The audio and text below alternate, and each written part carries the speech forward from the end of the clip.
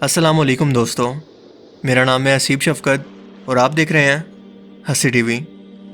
दोस्तों, आप इंटरनेट पर रोज़ाना कुछ ना कुछ सर्च करते हैं, कुछ ब्राउज़ करते हैं, तस्वीरें, वीडियोस शेयर करते हैं, उनको डाउनलोड करते हैं, फिल्म और मूवीज़ को देखते हैं। लेकिन क्या आपने कभी सोचा कि दुनिया के 7.8 बिलियन लोगों का डाटा आखिरकार कहाँ स्टोर होता है, कैसे और आखिर ये कब तक स्टोर रहेगा?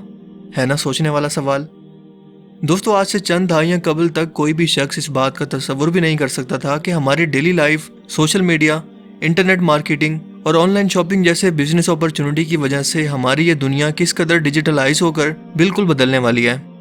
लेकिन आज हम जानते हैं कि हर शख्स के हाथ में मौजूद स्मार्टफोन और इंटरनेट कनेक्शन ने कम्युनिकेशन को किस कदर तेज़ और तकरीबन हर बिजनेस को इंटरनेट पर शिफ्ट कर दिया है। फिर चाहे वो इंटरनेट बैंकिंग हो, ऑनलाइन मूवीज़ हो, शॉपिंग वेबसाइट हो, वीडियो कॉलिंग हो, सोशल मीडिया या कोई भी दूसरा बिजनेस जो ऑनलाइन आप किसी भी तरह से एक्सेस कर सकते हैं। Facebook, Twitter, Instagram, Google, Netflix और यूट्यूब जैसी बड़ी कंपनियां हज़ारों जीबी का डाटा अपने कस्टमर्स के लिए डेली बेसिस पर स्टोर कर रही हैं और वक्त गुजरने के साथ साथ ये इन्फॉर्मेशन ओवरलोडेड होती जा रही है। यानी कि हम इंसानों के पास डाटा स्टोर करने की लिमिट मुसलसल कम हो रही है। इसके अलावा हार्ड डिस्क को खरीदने, इसे मेंटेन करने, इन्हें सर्वर्स के साथ कनेक्ट रखने और ठंडा रखने पर अच्छा खासा खर्चा भी आता है। इसके अलावा ख़राब हार्डवेयर को डिटेक्ट करके बदलना भी इंतहाई मुश्किल और मेहनत का काम है, जो इंसानों के लिए मुस्तकबिल में एक बहुत ही बड़ा मसला बनने वाला है। क्योंकि गूगल के पास इस वक्त दुनिया का सबसे बड़ा डाटा स्टोरेज यानी कि तमाम ऑर्गेनाइजेशन के मुकाबले में सबसे बड़ा डाटा स्टोरेज इन्हीं के पास मौजूद है और इन्हें हर 5 मिनट के बाद एक हाई कैपेसिटी स्टोरेज की एक डिवाइस अपने स्टोरेज सेंटर पर लगाना पड़ती है और ये इस वक्त तकरीबन 1 मिलियन के करीब डाटा स्टोरेज को रन कर रही है, जिसे मेंटेन करना और चलाना बहुत ही मुश्किल काम है। इसी तरह से social media companies, social websites, shopping websites, online movies के साथ साथ हॉलीवुड फिल्म इंडस्ट्री और स्पोर्ट्स इंडस्ट्री को अपने विंटेज यानी पुराने वीडियोस के रिकॉर्ड को मेंटेन करने के लिए जगह बहुत ही कम पड़ती जा रही है, जिसका जल्द से जल्द सोल्यूशन निकालने की ज़रूरत है और इसी पर पिछली 1 दिहाई से काम जारी है। हाल ही में टेड टॉक्स के एक एपिसोड के अंदर डॉक्टर डीना ज़ेलेंस्की एक छोटी सी शीशी को दिखाते हुए ऑडियंस के सामने बोली कि हम पूरी की पूरी हॉलीवुड फिल्म इंडस्ट्री का डाटा इस छोटी सी बोतल में मौजूद डीएनए के अंदर स्टोर करने जा रहे हैं। यानी कि पूरी की पूरी इंसानियत का डाटा सिर्फ एक कमरे के अंदर स्टोर कर सकते हैं, क्योंकि तारीख के अंदर हमने इससे पहले इतना डाटा कभी जनरेट नहीं किया जितना कि हम आज कर रहे हैं। इंसानी तारीख की शुरुआत से लेकर 2018 तक हमने कभी इतना डाटा इकट्ठा नहीं किया जितना कि 2018 से लेकर 2020 तक कर चुके हैं, जिसका मतलब ये है कि हमारी डाटा स्टोरेज की रिक्वायरमेंट वक्त गुजरने के साथ साथ मुसलसल बढ़ती जा रही है और 2020 के बाद हमें स्टोरेज को मेजर करने के लिए एक बड़ा स्केल भी मुतारिफ करवाना पड़ेगा, जिसे यटाबाइट कहते हैं। और इसकी ज़रूरत हाल ही में इस वक्त सबसे ज़्यादा महसूस हुई जब M87 गैलेक्सी में मौजूद एक ब्लैक होल की असल तस्वीर को साइंटिस्ट ने कैप्चर किया, जिसका डाटा इस कदर ज़्यादा था कि इन हार्डवेयर्स को जिनके अंदर इस ब्लैक होल का डाटा सेव था, इन्हें बैरी जहाज़ पर लोड करके प्लांक इंस्टीट्यूट अमेरिका से यूरोप ले जाया गया ताकि वहां जाकर इसे डिकोड किया जा सके। इंसानों ने परिंदों को देखकर उड़ने का ख्वाब देखा, इंसानी आंखों को देखकर कैमरा ईजाद किया, इंसानी कान के काम करने को समझकर साउंड वेव्स को समझा, नाक को देखकर स्मेल को जाना और स्टोरेज की कमी को देखकर इंसानी डीएनए को समझने की कोशिश की, जो कि कुदरती तौर पर माँ बाप से विरासत के अंदर मिलने वाला एक ऐसा डीएनए स्ट्रक्चर है जो कि 215 मिलियन जीबी तक डाटा को स्टोर करके ट्रांसफ़र कर सकता है और ये कुदरती तौर पर हमारे बायोलॉजिकल स्ट्रक्चर के अंदर मौजूद है। हमने किसी हार्डवेयर के अंदर इसको डेवलप नहीं किया। यानी कि सिर्फ एक इंसानी सेल में मौजूद डीएनए के अंदर इतनी इन्फॉर्मेशन स्टोर हो सकती है कि इस डाटा की मदद से इतने ज़्यादा पेपर्स लिखे जा सकते हैं कि जितना स्टैचू ऑफ लिबर्टी की हाइट है।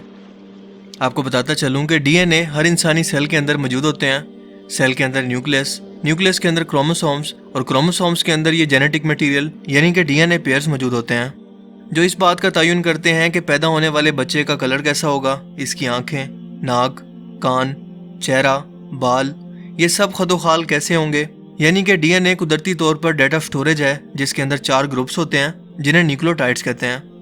और इन्हीं न्यूक्लियोटाइड्स पर बाइनरी कोड्स के अंदर यानी 1 और 0 के अंदर कन्वर्ट करके हम इंसान इन्फॉर्मेशन को स्टोर भी कर सकते हैं और इससे इन्फॉर्मेशन को हासिल भी कर सकते हैं, जिसका सबसे बड़ा फ़ायदा ये है कि अगर इसे मुनासिब टेम्परेचर पर रखा जाए तो ये इन्फॉर्मेशन 10,000 साल तक महफूज रह सकती है। जबकि हार्ड ड्राइव के साथ बहुत सारे इशू होते हैं, मिसाल के तौर पर इसके जल जाने, करप्ट हो जाने, पावर सप्लाई के फेल हो जाने और इसे मेंटेनेंस की भी ज़रूरत होती है। लिहाजा ये तरीका इंतहाई रिलायबल नहीं है اور اسی لیے ڈی این اے اسٹوریج کا آئیڈیا سب سے پہلے رچرڈ فیمن نے اس طرح سے دیا کہ ایٹم کے ایک ذرے پر یا ڈی این اے پر ڈیٹا اسٹور کرنے کے لیے ہمیں انلمیٹڈ اسٹوریج مل جائے گی جو کہ کبھی بھی خراب نہیں ہوگی۔ انسانی جسم کے اندر 30 ٹریلین کے قریب سیلز ہیں، اور اگر انسانی ڈی این ایز کو ایک ساتھ ملا لیا جائے تو 45 ٹریلین جی بی کے قریب ڈیٹا ایک انسان کی باڈی کے اندر اسٹور ہو سکتا ہے، اور یہی چیز باقی جانوروں کے ڈی این اے کے اندر بھی اسٹور کی جا سکتی ہے، جس پر سن 1990 سے تجربات کیے جا رہے ہیں، اور وقت کے ساتھ ساتھ اس کے اندر کافی حد تک امپروومنٹ بھی آ چکی ہے، کیونکہ بار بار جب اسے پرفیکٹ کرنے کے لیے اس پر تجربات کیے گئے تو کئی کوششوں کے بعد ایک تصویر کو کئی بلین ٹائم ڈی این اے پر ریڈ کیا گیا، لیکن جب اسے رائٹ کرنے کی کوشش کی گئی تو اس کے اندر بہت سارے مسائل تھے، اور فیوچر کے اندر ممکن ہے کہ دنیا کا تمام ڈیٹا ایک ہی جگہ پر ایک ہی روم کے اندر ہمیں اویلیبل ہو، اور پھر اس کی کاپیز بنا کر اسے دنیا بھر کے اندر آسانی سے پھیلایا جا سکے،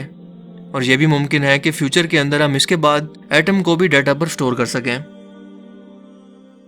انسانی جسم میں موجود اتنے بڑے اسٹرکچر کے بارے میں ہم انسان آج جان پائے ہیں کہ یہ کس قدر اہم ہے اور یہ کیا کچھ کر سکتا ہے، لیکن کیا آپ جانتے ہیں کہ قرآن کریم کی سورہ سجدہ کے اندر اللہ پاک فرماتے ہیں کہ ان قریب ہم ان لوگوں کو ان کی جانوں کے اندر ایسی نشانیاں دکھائیں گے کہ یہ بے اختیار کہہ اٹھیں گے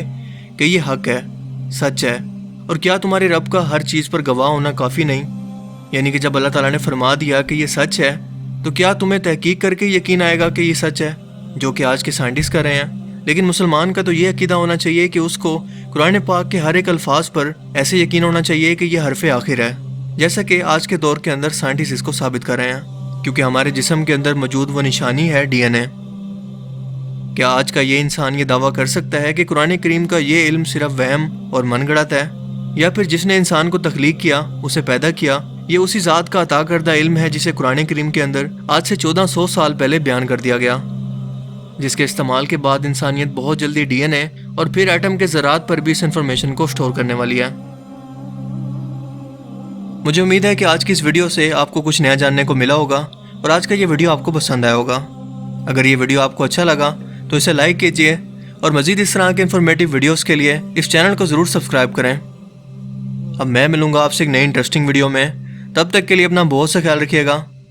thanks for watching this video. اللہ حافظ۔